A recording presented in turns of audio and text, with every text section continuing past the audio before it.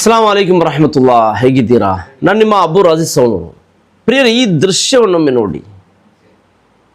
ಇಂದು ನಿಮ್ಮ ಮುಂದೆ ಭಾರತೀಯ ಸಮಾಜದ ಸ್ವಾಸ್ಥ್ಯವನ್ನು ಕೆಡಿಸಲು ಹೊಂಚು ಹಾಕುತ್ತಿರುವ ಒಂದು ಅತ್ಯಂತ ಗಂಭೀರ ಹಾಗೂ ಆಘಾತಕಾರಿ ಸತ್ಯವನ್ನು ಅನಾವರಣಗೊಳಿಸಲು ನಿಂತಿದ್ದೇನೆ. ಪ್ರಿಯರೇ, ಮಹಾರಾಷ್ಟ್ರದ ಆ ಅಹ್ಮದ್ ನಗರದ ಕೊತ್ವಾಲಿ ಪೊಲೀಸ್ ಠಾಣೆಯ ವ್ಯಾಪ್ತಿಯಲ್ಲಿ ಬರುವ ಬ್ರಾಹ್ಮಣರ ಗಲ್ಲಿಯ ಆ ಕತ್ತಲೆಯ ಹಾದಿಗಳಲ್ಲಿ ಮೇ 28ರ ಬಕ್ರೀದ್ ಹಬ್ಬದ ಪವಿತ್ರ ದಿನದಂದು ನಡೆದ ಆ ಒಂದು ಘಟನೆ ಇಡೀ ಮಾನವ ಕುಲವೇ ತಲೆ ತಗ್ಗಿಸುವಂತಿತ್ತು. ಅಲ್ಲಿ ನೆಮ್ಮದಿಯಿಂದ ಬಾಳುತ್ತಿದ್ದ ಜನರ ಮಧ್ಯೆ ಇದ್ದಕ್ಕಿದ್ದಂತೆ ಕೋಮು ದ್ವೇಷದ ಕಡಿಕೊಳ್ಳುವ ಭೀತಿ ಎದುರಾಗಿತ್ತು. ಆ ಪ್ರದೇಶದ ಪವಿತ್ರ ಗಲ್ಲಿಯೊಂದರಲ್ಲಿ ಯಾರೋ ಒಬ್ಬರು ಮಾಂಸದ ತುಂಡುಗಳನ್ನು ಎಸೆದು ಹೋಗಿದ್ದರು. ಇದು ಸಾಮಾನ್ಯ ಮಾಂಸದ ಚೂರುಗಳಾಗಿರಲಿಲ್ಲ. ಬದಲಿಗೆ ಎರಡು ಧರ್ಮಗಳ ನಡುವೆ ರಕ್ತದ ನದಿಯನ್ನೇ ಹರಿಸಲು ರೂಪಿಸಲಾಗಿದ್ದ ಅತ್ಯಂತ ಕ್ರೂರ ಸಂಚಿನ ಭಾಗವಾಗಿತ್ತು. ಇಡೀ ಸಮಾಜವು ಕೆಂಪಗೆ ಮಾಡಿ ಆಕ್ರೋಶದಿಂದ ಕುದಿಯುತ್ತಿತ್ತು. ಯಾಕಂದರೆ ಬಕ್ರೀದ್ ದಿನದಂದೇ ಮುಸ್ಲಿಮರು ಈ ಕೆಲಸ ಮಾಡಿದ್ದಾರೆ ಎಂಬ ಸುಳ್ಳು ಆರೋಪಗಳು ಕ್ಷಣಾರ್ಧದಲ್ಲಿ ಕಾಡ್ಗೀಚಿನಂತೆ ಹರಡಿದ್ದವು. ಆದರೆ ಇಲ್ಲಿಯೇ ಒಂದು ಪ್ರಶ್ನೆ ಮೂಡುತ್ತದೆ. ಆ ಮಾಂಸದ ತುಂಡುಗಳನ್ನು ಅಲ್ಲಿಗೆ ತಂದಿಟ್ಟ ಆ ಕೃತ್ಯದ ಹಿಂದಿನ ನೈಜ ರೂವಾರಿ ಯಾರು? ಇಡೀ ದೇಶವೇ ಬೆಚ್ಚಿ ಬೀಳುವಂತಹ ಈ ಘಟನೆಯ ಸತ್ಯಾಸತ್ಯತೆಯನ್ನು ಹಂತ ಹಂತವಾಗಿ ಸಾಕ್ಷ್ಯಾಧಾರಗಳೊಂದಿಗೆ ನಿಮ್ಮ ಮುಂದೆ ಇಡುತ್ತೇನೆ ಎಂಬ ಭರವಸೆಯನ್ನು ನಾನು ನಿಮಗೆ ನೀಡುತ್ತೇನೆ. ಪವಿತ್ರ ಕುರ್ಆನ್ನಲ್ಲಿ ಅಲ್ಲಾಹನು ಸ್ಪಷ್ಟವಾಗಿ ಹೇಳಿದ್ದಾನೆ, ಯಾ ಅಯ್ಯುಹಲ್ಲದೀನ ಆಮನು ಇನ್ ಜಾಅಕುಂ ಫಾಸಿಕುಂ ಬಿನಬಯಿನ್ ಫತಬಯ್ಯನು ಅನ್ ತುಸೀಬು ಕೌಮಂ ಬಿಜಹಾಲತಿನ್ ಫತುಸ್ಬಿಹು ಅಲಾ ಮಾ ಫಅಲ್ತುಂ ನಾದಿಮೀನ್. ನೋಡಿ, ಓ ಸತ್ಯವಿಶ್ವಾಸಿಗಳೇ, ಯಾವುದೋ ಒಬ್ಬ ಧರ್ಮಭ್ರಷ್ಟ ಅಥವಾ ದುಷ್ಟಶಕ್ತಿ ವ್ಯಕ್ತಿ ನಿಮ್ಮ ಬಳಿಗೆ ಯಾವುದಾದರೂ ಒಂದು ಸುದ್ದಿಯನ್ನು ತಂದರೆ ಅದರ ಸತ್ಯಾಸತ್ಯತೆಯನ್ನು ಚೆನ್ನಾಗಿ ಪರಿಶೀಲಿಸಿಕೊಳ್ಳಿ. ಇಲ್ಲದಿದ್ದರೆ ನೀವು ಅಜ್ಞಾನದಿಂದ ಯಾವುದೇ ಒಂದು ಸಮುದಾಯಕ್ಕೆ ಹಾನಿ ಉಂಟು ಮಾಡಬಹುದು, ಮತ್ತೆ ನಂತರ ನಿಮ್ಮ ಕೃತ್ಯಕ್ಕಾಗಿ ಪಾಶ್ಚಾತ್ತಾಪ ಪಡಬೇಕಾಗಬಹುದು. ಈ ಪವಿತ್ರ ವಚನದ ಆಳವನ್ನು ಅರಿಯದೆ ಸಮಾಜವು ತಕ್ಷಣವೇ ತೀರ್ಮಾನಕ್ಕೆ ಬರಲು ಯತ್ನಿಸುತ್ತಿತ್ತು.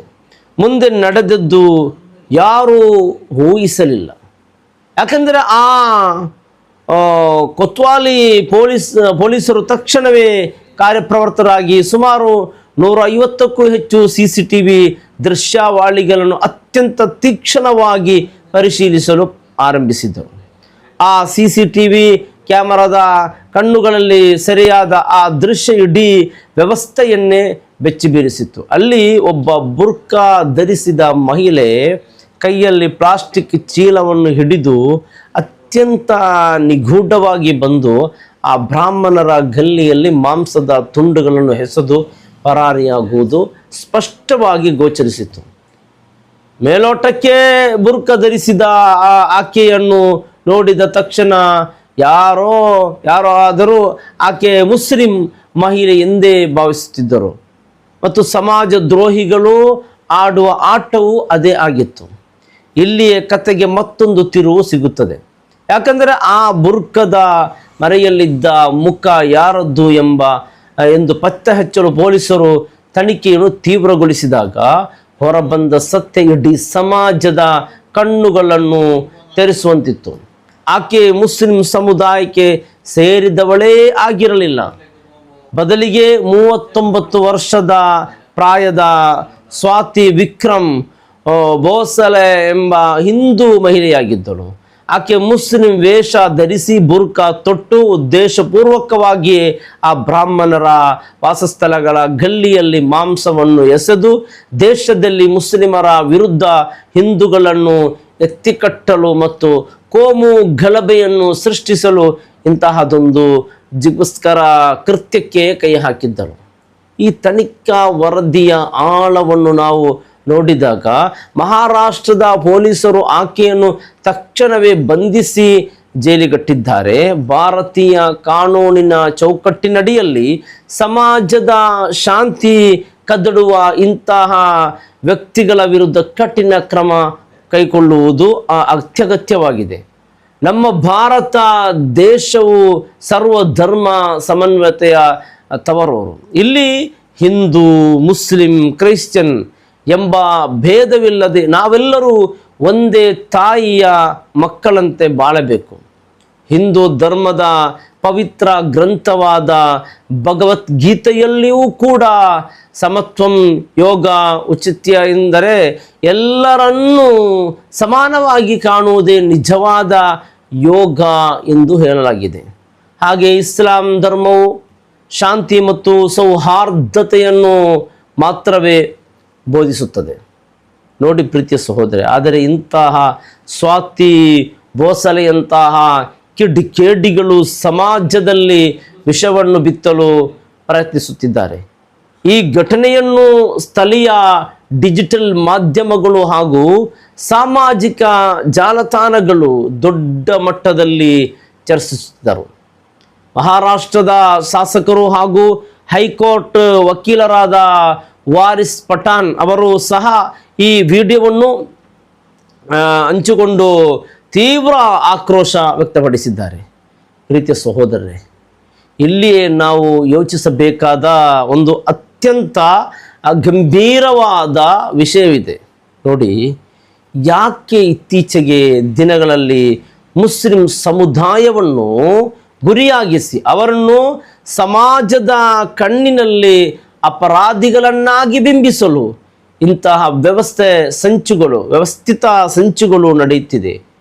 ಯಾಕೆ ಭಿಕ್ಷೆಯಾಟನೆ ನಡೆಸಿ ಜೀವನ ಸಾಗಿಸುತ್ತಿದ್ದವಳು ಎಂಬ ವರದಿಗಳಿದ್ದರೂ ಇಂತಹ ಕೋಮು ಪ್ರಚೋದಕ ಕೃತ್ಯ ಎಸಗಲು ಆಕೆಗೆ ಪ್ರೇರಣೆ ನೀಡಿದ ಶಕ್ತಿಗಳು ಯಾವುವು ಎಂಬ ತನಿಖಾತ್ಮಕ ಪ್ರಶ್ನೆ ಮೂಡುತ್ತದೆ.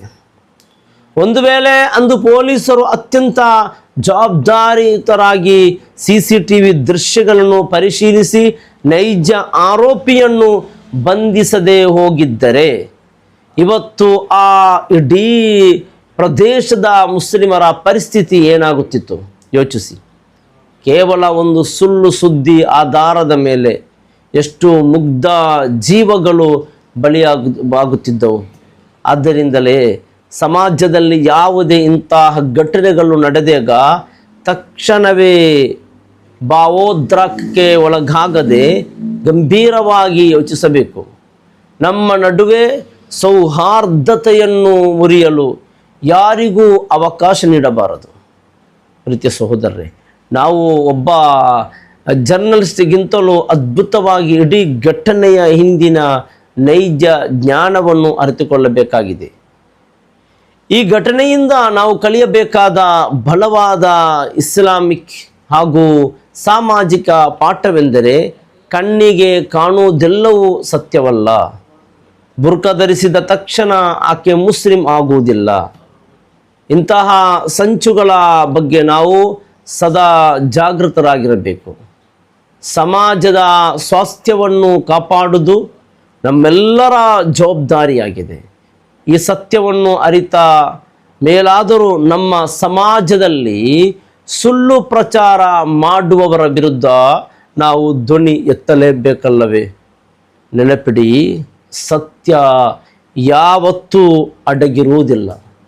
ಮತ್ತೊಂದು ಸತ್ಯದ ಹುಡುಕಾಟದೊಂದಿಗೆ ನಾನು ನಿಮ್ಮ ಮುಂದೆ ಬರುತ್ತೇನೆ ಇನ್ಶಾ ಅಲ್ಲಾಹ್. ಅಲ್ಲಿಯವರೆಗೆ ಭದ್ರರಾಗಿರಿ, ಜಾಗೃತರಾಗಿರಿ. ನಾನು ನಿಮ್ಮ ಅಬು ರಾಜಿ ಸವಣೂರು. ಅಸ್ಸಲಾಮು ಅಲೈಕುಂ ವರಹಮತುಲ್ಲಾಹಿ ವಬರಕಾತು.